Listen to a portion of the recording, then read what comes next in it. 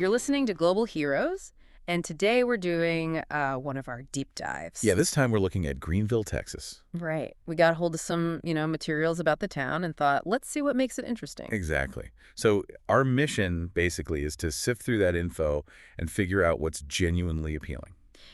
Especially if you were maybe thinking about heading there for a weekend or you're just curious about these unique Texan towns. For sure. And hey, before we jump in, quick reminder, if you enjoy these positive stories and exploring interesting places, do subscribe to our weekly newsletter. It's full of good stuff. Definitely worth it. Okay, so Greenville. Greenville, Texas, yeah. The first thing that kind of stood out, from what we saw anyway, was the downtown. Sounds really walkable. Which is great, isn't it? Yeah. The idea you can just park your car once and then, boom, explore everything on foot. That's a huge bonus, saves a lot of hassle. Totally. And the sources suggest there's quite a bit packed into that downtown area. Yeah, and it sounds like breakfast is sorted. There's Luke's Cafe. They mentioned an elevated home-cooked feel. Sounds intriguing for food lovers. And then you've also got the Texan Coffee Shop and Prairie Coffee. Both sounded like they have that, cozy local coffee shop vibe. Good place to start the day. Definitely. Having a couple of distinct coffee options suggests maybe a bit of a coffee scene there. Yeah, exactly. And if you're up for some shopping after coffee. Always.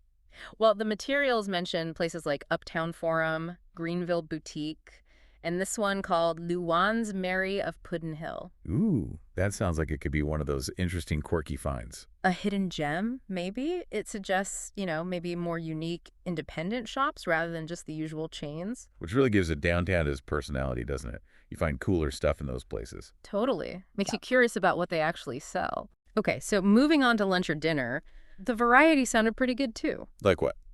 Well, there's Southern food at Brothers Cafe, Italian at Fado a Mano. Fado a Mano handmade. That's it. Nice catch. And then Mexican options too, Don Toro, and also La Catrina street tacos. Street tacos, Yeah. okay.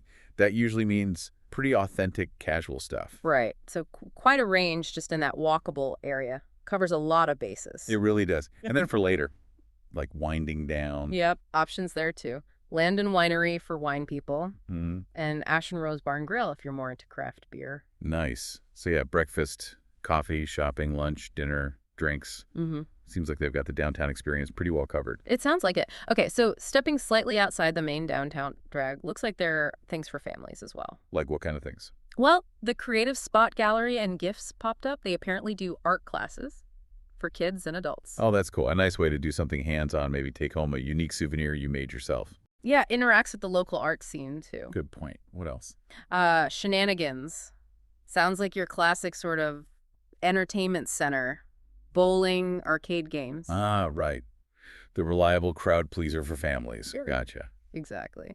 And also Vintage and Lace Marketplace for, unique gifts, vintage stuff, home decor, another place for a bit of a treasure hunt. So options for different tastes, which is good. Definitely. Now, switching gears a bit, history and culture. Oh. The Audie Murphy American Cotton Museum seems like a pretty big deal there. Audie Murphy. Wow. Most decorated soldier of World War II, right? Yeah. And he had ties to Greenville. Yeah, exactly. And the museum kind of combines his story with the town's history in the cotton industry.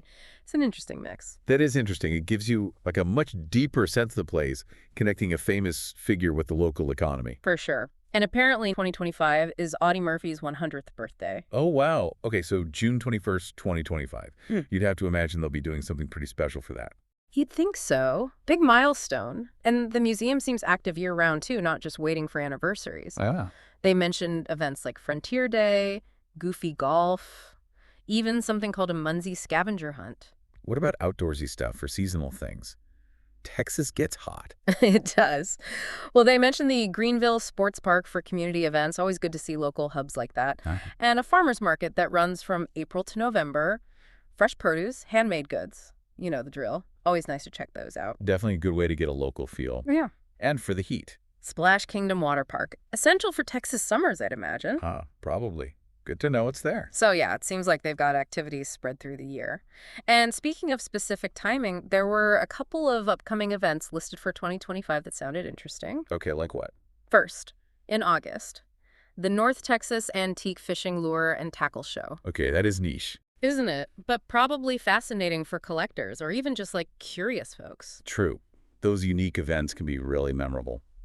What else? September 20th, 2025 looks like a big day. There's the Cotton Patch Challenge. Cotton Patch Challenge. Cycling. Yep, a bicycling tour. Sounds like it has different routes, road routes, and even gravel grinder options, which are super popular now. Oh, yeah. Gravel biking is huge. Hmm. So something for different levels of cyclists. Seems like it. And then, the same day, September 20th. Busy day. Right, there's the Lee Street Jamboree. Sounds like a big downtown street party. Oh, cool. Like live music, dancing. Exactly. Food, vendors, just taking over the street downtown. Wow, that sounds like a blast. Imagine doing the bike ride and then heading straight to a street party. That'd be a full day. It really suggests a strong community vibe, putting on events like that. It really does. So, I mean, pulling it all together, what's the overall impression? Well, based on this info, Greenville comes across as a pretty appealing mix. You've got relaxation, like the walkable downtown. Right, easy exploring. You've got history with the museum, diverse food options, some family stuff, outdoor activities. And these community events sound genuinely fun. It seems like it offers something for quite a few different interests. Yeah, it feels like the kind of place you could have a really nice, low-key but engaging weekend. Seems like there are options, which is the key thing. Absolutely. Well, that's our deep dive into Greenville, Texas. Hopefully that gives you a bit of a flavor of the place. Yeah, I hope it was interesting. Thanks so much for tuning into the Global Heroes podcast today. We appreciate you listening. Don't forget to follow us on social media, and you can also stream our series, It's a Beautiful World, over on Prime Video. See you next time.